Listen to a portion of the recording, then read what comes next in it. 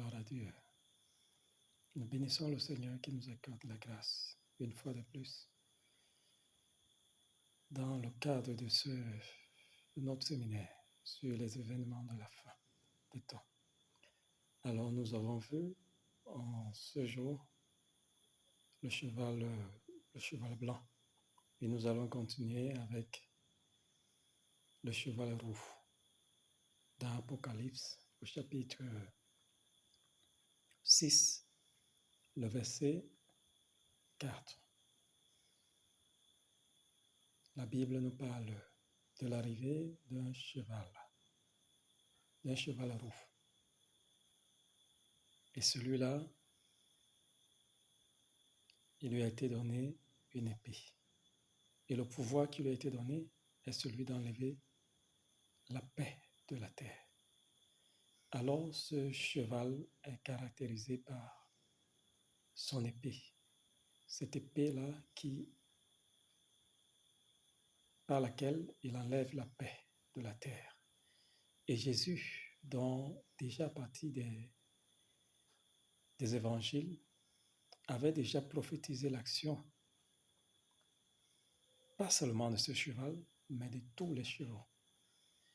Parce que dans Matthieu, au chapitre 24, le verset 5 à 8, déjà la Bible nous dit que Jésus nous dit que plusieurs viendront sous son nom et diront, c'est moi le Christ. Et ils séduiront beaucoup de personnes.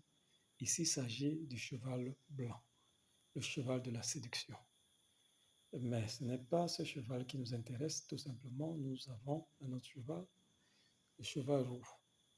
Et Jésus l'a dit, vous entendez parler de guerre et de bruit de guerre. Il dit, gardez-vous d'en être troublés. Gardons-nous donc d'en être troublés. Et maintenant, dans ce cheval-là, ce cheval roux, son objectif, c'est lequel? C'est d'enlever la paix sur cette terre, la paix dans les cœurs, la paix dans les sociétés, dans les nations et un peu partout.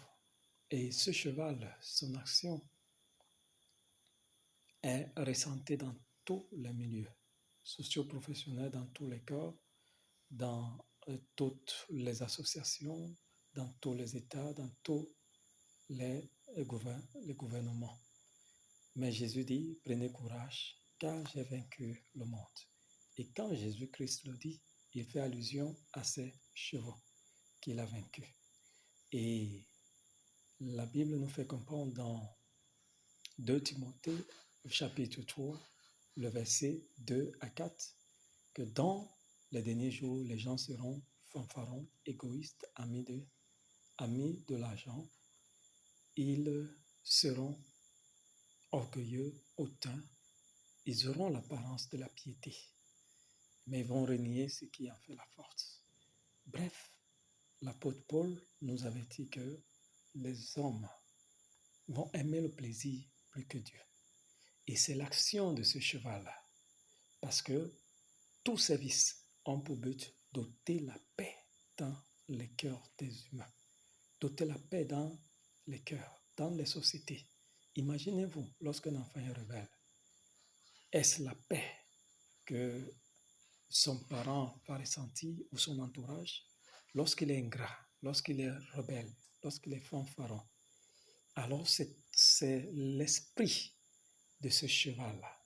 C'est l'esprit de ce cheval qui agit en cette personne et qui le pousse à manifester de tels vices dans sa vie. Et ces vices qui ont pour but, je l'ai déjà dit, d'apporter la guerre dans l'âme, la guerre dans son entourage. Alors, le Seigneur Jésus, par cette parole, nous décrit déjà l'action de ce cheval-là. Alors, ce cheval-là, non seulement il ôte la paix, mais il agit directement dans le politique. Et le politique, nous savons bien, les politiciens, la quasi-totalité des politiciens ont l'esprit de ce cheval, c'est-à-dire sont influencés par ce cheval, le cheval roux. Parce que d'où viennent les guerres? D'où viennent les guerres? Les guerres viennent des politiques. Et nous remarquons la course effrénée à l'armement que se livre chaque nation. Et pour être une puissance, il faut avoir du nucléaire. C'est-à-dire, c'est la loi du plus fort qui prévale.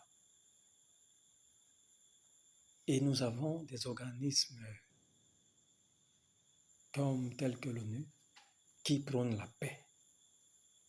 La paix dans le monde entier. En fait, tous ces organismes sont animés, sont conduits, dirigés par ce cheval, notamment l'ONU et tous ses démembrements. Parce que c'est l'industrie de la guerre. S'il n'y a pas de guerre, l'ONU perd son job, il perd son travail. On n'a plus besoin de l'ONU. Et nous savons très bien que l'industrie de la guerre rapporte des milliers et des milliards. Alors pourquoi donc? Posons-nous la question, pourquoi? Continuons donc à fabriquer des armes. Si on continue à fabriquer des armes, c'est parce que il y a des guerres. Il y a des guerres qui ont besoin de ces armes. Il y a des guerres. Et c'est cet esprit, c'est ce cheval qui influence ces hommes. Aujourd'hui, nous avons du terrorisme. Nous avons des guerres conventionnelles, dites conventionnelles, asymétrie, des guerres froides et autres. Toute forme de guerre, derrière toute forme de guerre est ce cheval roux. Ça, ne l'oubliez jamais. Et Jésus, c'est la raison pour laquelle Jésus-Christ dit, gardez-vous d'en être troublés. Parce que le but de ce cheval, c'est de créer la terreur. Parce que la guerre, c'est de la terreur. C'est l'absence de la paix. Lorsqu'il n'y a pas la paix, il y a de la terreur. Lorsque Al-Qaïda et toutes les organisations terroristes font éclater des bombes par-ci par-là, c'est pour créer la stupeur. La guerre, c'est pour créer la terreur dans le monde entier. C'est la raison pour laquelle Jésus-Christ dit, gardez-vous d'en être troublés. Un véritable enfant de Dieu doit se garder de tout trouble. Et Jésus-Christ dit que votre cœur ne se trouble point. Croyez en moi et croyez en Dieu. Et nous devons toujours avoir nos regards fixés sur le chef et le consommateur de notre foi.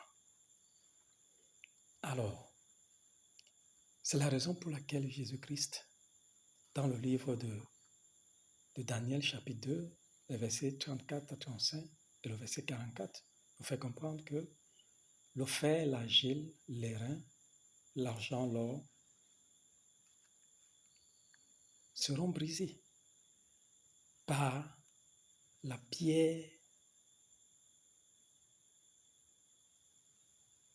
qui vient d'en haut, sans le secours d'aucune main, qui va briser toutes ces structures, cette méga, giga structure qui est la politique de l'Antéchrist, qui est en train d'être mise sur pied. Alors, les nations ont rejeté Christ, mais les nations vont embrasser l'Antéchrist. C'est la raison pour laquelle Jésus se choisit parmi ces nations un peuple qui lui appartient. Jésus contrôle tous les événements qui se produisent sur cette terre. Ne l'oublie jamais. Cette révélation n'a pas pour but de créer l'effroi, la peur. Non. Elle a pour but de nous édifier, de fortifier notre foi en Jésus-Christ. Que le nom du Seigneur soit béni. Je vais poster et que le nom du Seigneur soit béni. Amen.